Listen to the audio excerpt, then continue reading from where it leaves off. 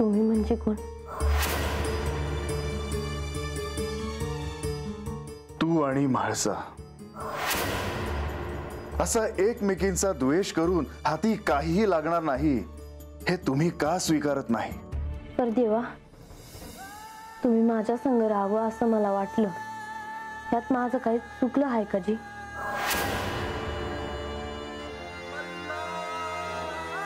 मी आता तरी एकलं बी राहून बघितलं, तर तुम्ही स्वतःहून हात येणं सोडून दिलं. मग मी काय करावं? देवा, मी सोनं नाणं नाही मागितलं, मी तुम्हासनी मागितलं. तुमच्या संग 2 दिवस सुखाचं घालवाय मिळावं एवढीच इच्छा आहे माझी. मग तुम्ही त्यांच्या बरोबर असा, तुम्ही गडावर असा, तर हे 2 दिवस भी त्या मला मिळू दे ना. मग मी तुम्हासनी कशा बानू, बानू तू बैस.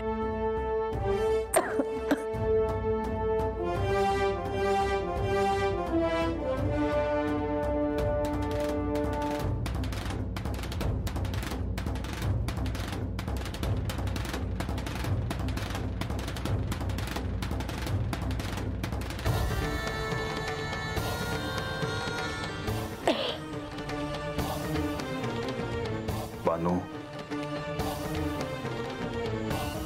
नग आहे देवा मला. बानू तू पाणी देखील घेणार नाहीस का? तुझी प्रकृती ढासळत चालली आहे. देवा, मी चंदनपुरीत होते तेव्हा तुम्हासनी निवद दावायचे, समजे जेवले का मग मी जेवायचे. तुम्ही हात असून बी भरल्या घरात अन्नाला हात लावना. मग आता मी कशी जीव, मी कसं काय पाणी पिऊ तुम्हीच सांगा. तुझं योग्य आहे बानू, आणि म्हाळसेचंही योग्य आहे, पण मी मात्र प्राचीन वचनात अडकलो आहे. देवा, तुम्ही माझ्यावर रागवलं आहे का जी? सर्वजण म्हणतात की माझं बानूवर प्रेम आहे, तर मग मी तुझ्यावर कसा रागवेन? मी तुम्हासनी हात थांबायला सांगितलं म्हणून, तुम्हासनी अडवलं म्हणून. ह्या खंडोबाला कोणीही अडवू शकत नाही. बानू, तुला तुझ्या भक्तीच्या पुण्यामुळे तुझी इच्छा पूर्ण करण्याचा मी तुला अधिकार दिला होता, आणि राहिली गोष्ट तुझ्यावर रागवण्याची, तर माझा कोणावरही राग नाही, ना तुझ्यावर ना म्हाळसेवर. अगं पण कशावरून? माझं मन सांगत आहे आई. मनाचंच ऐकत आलीस. आता तरी शहाणी हो. नाही आई, ते येतील बघ तू. ते असं मला सोडून बाहेर राहणार नाही याची खात्री वाटते मला. म्हाळसा, तुम्ही स्वस्थ असणं खूप आवश्यक आहे. सगळं राज्य तुमच्या प्रकृतीची काळजी करत आहे. याचा अर्थ सगळ्यांना कळलं आहे की हे तिच्याकडे गेले आहेत आणि हे परत येणार नाहीत. कसा जीवाला घोर लावून घेतलाय हिने. देवी,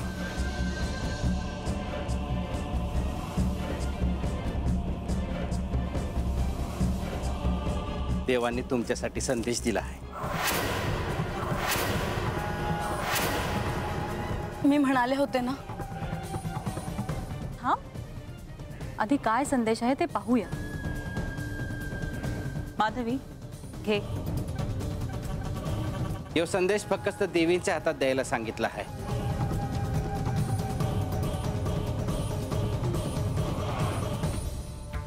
तुम्ही माझ्याकडे द्या, मी देते त्यांना. जी, येतो.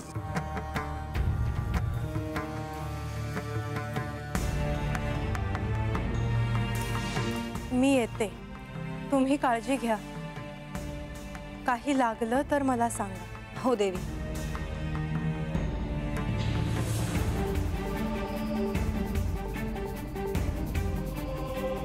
अगं बघ, मला तरी सांग काय लिहिलंय त्यात. आई आधी मला वाचू दे. ठीक आहे, पण नंतर सांग काय लिहिलं आहे त्यात. मला एकांतात वाचायचे आहे.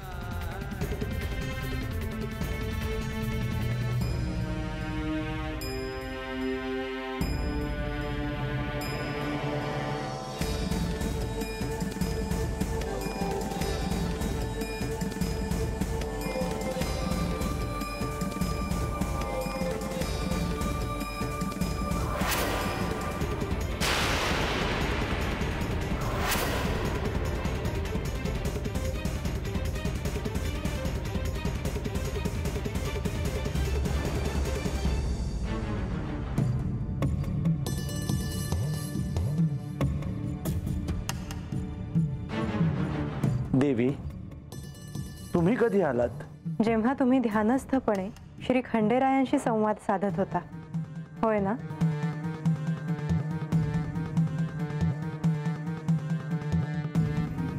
होय देवी, हा क्षण अत्यंत महत्त्वाचा आहे. ह्यावेळी काय घडेल आणि काय नाही हे सांगता येणार नाही. परंतु आता तर विघ्नहर्त्या श्री गणेशांनी हे दायित्व पार पाडायचं ठरवलं आहे. ते तितकं सोपं नाही देवी. श्री गणेशांनी अजामेळला देखील गडावर येण्यास सुचवलं आहे. आता अजामेळ गडावर येतील आणि श्री गणेश यांना श्री म्हाळसा देवींचं मन वळवण्याकरता आपलं कार्य करावं लागेल. हो, परंतु देवी,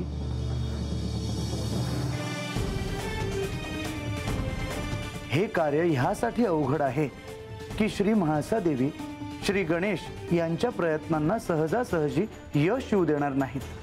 त्या काही ना काही अट तर घालतीलच. आता त्या काय अट घालतायत हे महत्त्वाचं आहे आणि श्री गणेश त्यावर काय मार्ग काढतायत हे त्याहून महत्त्वाचं आहे.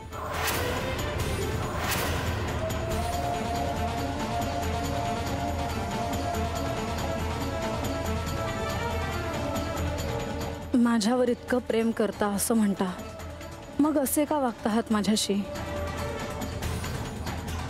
मला न सांगता तुम्ही तिच्याकडे गेलात आणि तिच्याकडेच राहत आहात. अशी काय चूक केली आहे मी?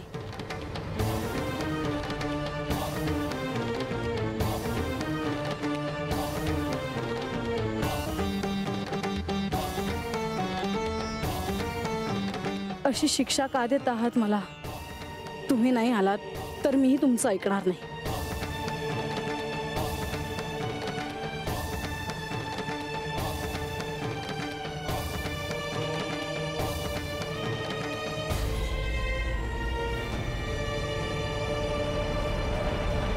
मी प्राण त्याग करेन, पण अन्न घेणार नाही.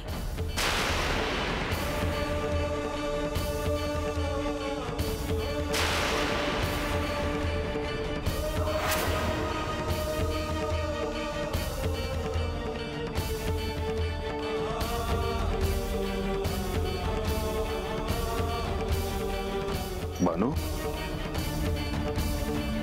बानू, बानू,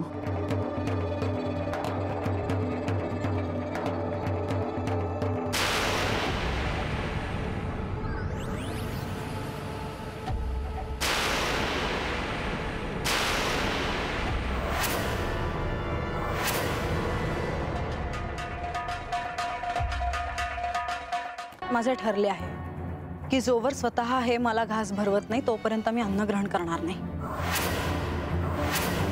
माते, जर तुला त्यांचे दर्शन झाले तरीही तू ह्याच मथावर ठाम असशील? देवा, आजा, अरे गडाव चौघड वाजायला लागले ते म्हणतात म्हाळसा देवीने उपास सोडला.